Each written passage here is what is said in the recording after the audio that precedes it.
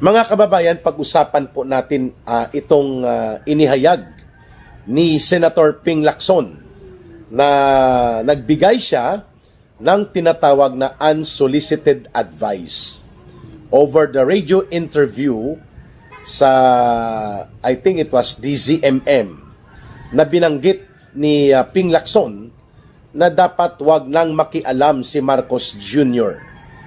sa mga investigasyon na ginagawa lalo na ng ICI patungkol sa malawakang pagkakasangkot ng mga taong malalapit sa kanya pagdating po sa tinatawag nating pandarambong at pangungurakot sa kaban ng bayan.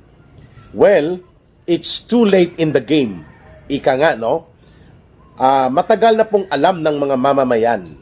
Matagal na pong nakikita at nararamdaman yan sa public perception ang pakialamero at talaga naman pong minamaniobra ni Marcos Jr. at nila Martin Romualdez na hindi maibubulgar ng tuluyan at lubusan ang kanilang pagkakasangkot bilang mga mastermind sa nagaganap at naganap na korupsyon sa ating bansa. Kaya po itong binabanggit na radio interview ni Ping Lacson ay pabalat bunga na lamang po ito. Pag sinabing pabalat bunga, pakitang tao na kunwari ay hindi pa niya alam at nila na mga nagsisilbi na tagapagtakip at mga tagapagmaniobra ng cover-up schemes laban sa mamamayang Pilipino upang hindi lubusan at tuloy-tuloy na mailantad ang criminal accountabilities nila Marcos at Romualdez. Si Ping Lacson nga at ang kanyang partner dyan sa Senado na si Tuta Sen, tinatawag na Tuta Sen kasi tuta ng Malacanang, no? Tagapagtaguyod ng agenda ni Marcos at Romualdez upang manatili sa puder ang nabubulok na gobyerno na nagpalaganap ng pandarambong at korupsyon sa malawak na area o sakop ng ating gobyerno at ngayon ay nagmamaang-maangan at naglalaro pa na parang inosente daw sila. Malinis daw ang konsyensya nila nitong nila Marcos at Romualdez. At isa sa mga nagtatakip dyan ay si Ping Lacson at si Tuta Soto. Minamaniobra nila na hindi mailahad ng tuluyan ang mga testimonya ng mag-asawang Diskaya na isa sa mga major contractors nila Marcos at ng kanyang anak na si Sandro Marcos sa maraming mga proyekto nila na ginamit ang pondo ng gobyerno doon sa Ilocos Norte. At wika nga ni Governor Chavit Singson, mahigit mga 3 bilyong pesos ang pondo ng mga Diskaya na nakuha kay Sandro Marcos. Pero sa buong Ilocos Norte, aabot sa kulang-kulang 20 billion pesos projects ang ipinatupad ng mga Diskaya in behalf of the Marcoses. Ayon sa ulat na inilabas ni Governor Luis Chavit Singson. So iyan pa lang makikita mo na ang pagkakaroon ng maniobra na tanggalin sila Chis Escudero at ang mga Pro-Duterte aligned or nakalinyada ang simpatya ng mga senador sa mga Duterte, pinagtatanggal ito. Pinalitan si Senator Marcoleta. Tinanggal siya bilang chairperson ng Senate Blue Ribbon Committee. Pinalitan si Chis Escudero. Nagkaroon ng rigodon ng panibagong silent majority. Majority nga sila, pero silent. Pagdating po sa korupsyon at mga maanomalya at nababahiran ng pandarambong na iskandalong kinasasangkutan ng gobyerno ni Marcos at Romualdez. Lahat ng maniobra sa Senado sa pagkakaroon ng tinatawag nating rigodon o power play in the Senate, ang nagmaniobra po si Marcos. Sa panahon po ng oras na pinapalitan si Senator Marcoleta, nagmaniobra ng panibagong mayoriya na numero at pati po dito sa usapin ng pagpapalit sa liderato ng Senado, nandun po ang anak ni Bongbong Marcos Jr.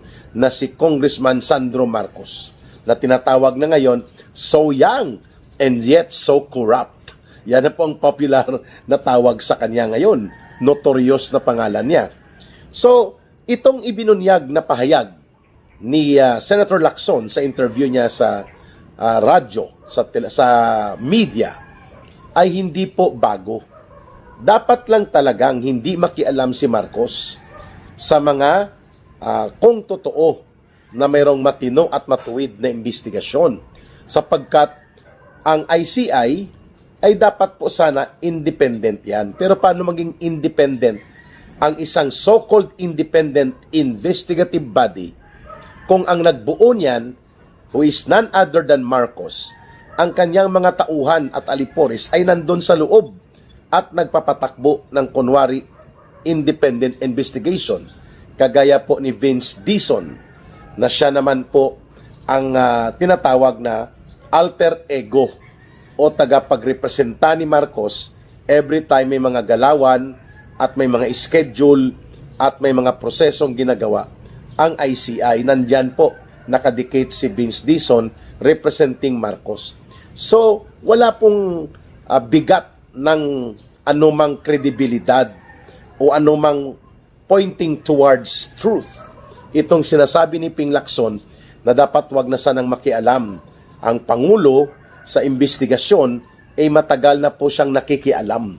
In fact, the creation of ICI was also created out of the momentum ni Marcos na magkaroon ng isang sistema at pamamaraan para mahugasan, mailihis at maimanipulate niya ang mga kunwa-kunwari ang investigasyon para putulin at ilihis ang totoong criminal trails o principal accountability na mayroong pananagutan si Marcos sa taong bayan.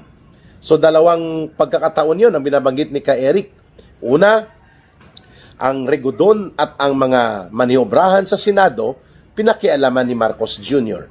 sapagkat gusto niyang hindi magkaroon ng oportunidad ang mga oposisyon na mga senador, oposisyon sa kanyang administrasyon o mayroong political sympathy sa kanyang kalaban sa politika na mga Duterte political camp.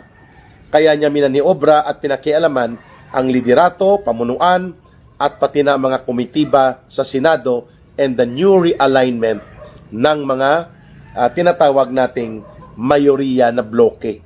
Kaya po may majority number si Marcos sa Senado, napalitan ang liderato sa Senado, si Tuta Sena, si Tito Soto, Tuta Soto, ang naging Senate President at si Ping Lacson na ang naging Senate Blue Ribbon Committee Chairperson.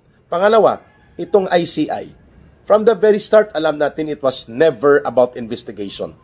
In order to establish the truth and the magnitude of the involvement of Marcos and Romualdez at ng kanilang mga alipore sa sindikato nila. It was never about that. It was about how to manipulate and how to scheme.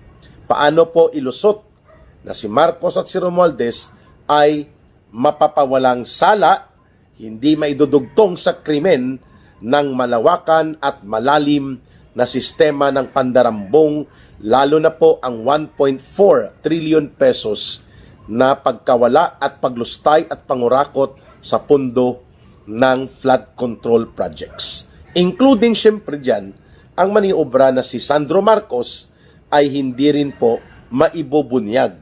Kaya nga binuo yung ICI. So ano ang pinagsasabi ni Ping Lacson na sana wag nang makialam si Pangulong Marcos para hindi daw siya mapagdudahan na minamaniobra niya at kanyang pinagtatakpan ang mga taong malalapit sa kanya. Kulukoy. Pag sinabing kulukoy, nonsense. Wala sa katinuan at wala sa matuwid na reasoning ng tamang pag-iisip ang sinasabi ni Ping Lacson na wag makialam si Marcos. Makikialam at nakikialam talaga siya sapagkat siya ang itinuturong punong salaring kriminal the main and principal author kung bakit nagkaroon ng tinatawag na monumental restoration of plunder and corruption in the system of the budget, in the system of all government operations, kasi nga inuna ni Marcos at Romualdez ang pandarambong sa pundo ng bayan habang may panahon pang sila ay makakapagkamkam hindi lamang ng kayamanan at pundo mula sa gobyerno, kundi para mas lalo pa nilang magamit ang kapangyarihan at poder sa kanilang pakinabang. Yan talaga ang naging agenda nila eh. It was never about the country. Kaya nang magsambulat pong iskandalong ito, nauna nang nagli-link up kay Marcos ang mga kasindikatuhan sa budget at nang lalo na nang lumantad ang mga kagaya po nila Sara Diskaya, Curly Diskaya, nila Sergeant Gutesa at nila Saldico, marami na po ang kaagad na nakakakita, mayoriya ng mamamayan na after all, ang lahat ng naganap na ito sa 2023 budget, 2024 budget, walang ibang pinagmulan kundi sa utos at otoridad na ginawa ni Marcos kung bakit nagkaroon ng sindikato na maniobra sa tatlong budget cycle. In fact, the dissenting opinion made by Senior Associate Justice Marvic Leonen sa Supreme Court, sinasabi niya na ang pag-release ng certificate or certification of urgency na pakikialam ni Marcos sa budget process ng 2024 na may isa sa pinakamaraming mga insertions at pati na unprogrammed appropriation was an overstep. Naglampas po o sumobra si Marcos sa kanyang pakikialam sa budget process. The reason na ang budget process na yon ay naging sindikato. At yan din po ang sinasabi ni Saldico na sa tatlong budget cycle na yan, pinapakialaman niya ni Marcos. Hindi lamang ni Romualdez. Ngayon, ang sinabi yan mismo ni Senior Associate Justice Marvic Leonen that it was unconstitutional on the act of Marcos as well as the effect to the entire budget was unconstitutional dahil po sinalaula at talaga namang nagkaroon po ng maanomaliyang pangingialam si Marcos sa budget process. It made the entire budget law unconstitutional as well as the act of Marcos violating the constitutional integrity of the independence of Congress sa pagtatakda at pagbubuo ng budget na ipinopropose sa kanila batay sa isang malinis sana at matuwid na pamamaraan ng pagbubuo ng isang budget bill. Ngayon, bakit sinasabi ni Ping Lacson na ang kanyang advice ay dapat pakinggan ni Marcos unsolicited? Sapagkat gustong ilihis ni Ping Lacson na wala naman talagang involvement daw si Marcos Jr. at sila Romualdez sa nangyayaring ito, kundi ang mga underlings. Diyan palang baluktot na ang pananaw na yan. Pag sinabing underlings, mga tauhan lang daw ni Marcos Jr. ang nakialam.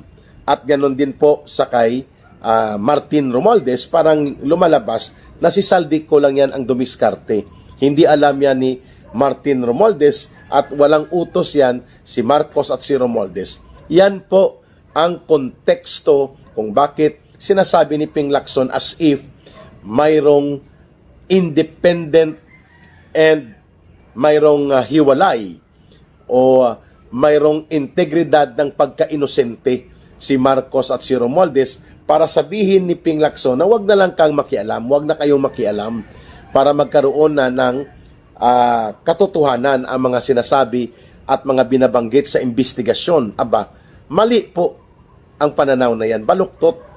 Because from the very start, kung pagdudugtungin natin, hindi po naganap ang mga pangangatay at pang-istafa pagsindikato sa budget kung hindi pinayagan ni Martin Romualdez ang ginawa nila Saldico at hindi niya kinumpasan.